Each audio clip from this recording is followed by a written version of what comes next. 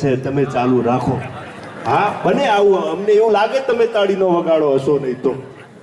બાકી ભોળાનાથને યાદ કર્યા, ભોળાનાથની બહુ મજા છે. પાછી તમને એ વાત કરું, 3 જણા અમેરિકામાં ગયેલા અને ત્યાં ભોળાનાથનું મંદિર જોઈને ભોળાનાથનું ભજન કરવા માટે કરીને બેઠા. 3 જણા બરોબર ઓમ નમઃ શિવાય ઓમ નમઃ શિવાયનો નાદ ચાલુ કર્યો અને પછી એક જણાની આંખ ખુલી ગઈ.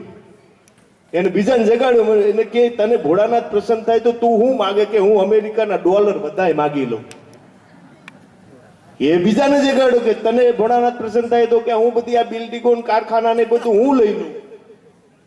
પછી ત્રીજાને પૂછ્યું કે તું શું માગે? એટલે પેલાએ કીધું કે તમે બે મારા માટે કઈ રાખ્યું નથી, પણ ખરેખર જો ભોળોનાથ પ્રસન્ન થઈ જાય તો હું એવું માગું કે તમારા બેનું નિર્વંશ જાય, હું તમારો સીધી લીટીનો વારસદાર થાઉં. લે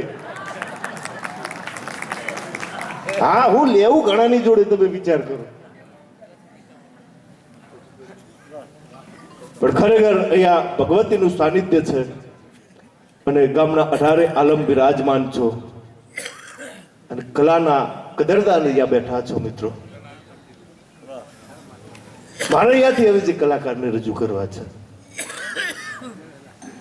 પણ આજનો યુગ તમે જુઓ, 21મી સદી, અને યુગની આપણે એનો અનાદર ન કરી શકીએ, વિજ્ઞાન યુગનો કોઈનો અનાદર ન કરી શકીએ, પણ આજના યુવા વર્ગને જેવી રીતે નાનું બાળક હોય, નાના બાળકને માના ધાવણની જેટલી જરૂર પડે અને હોય એટલી જરૂર આજના યુવા વર્ગને સાહિત્યની જરૂર છે. મિત્રો, હા, તમે જોઈ જુઓ,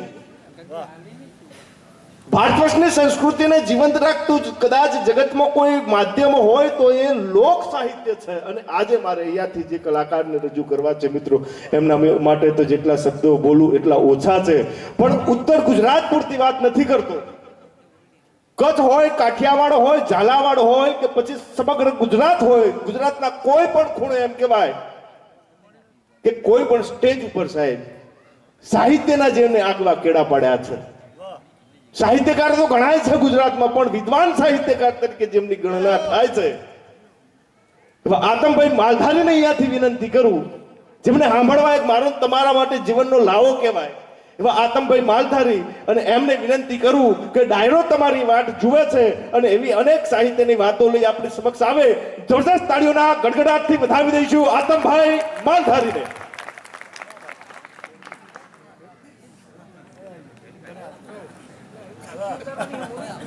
Yeah. Oh. Chấm.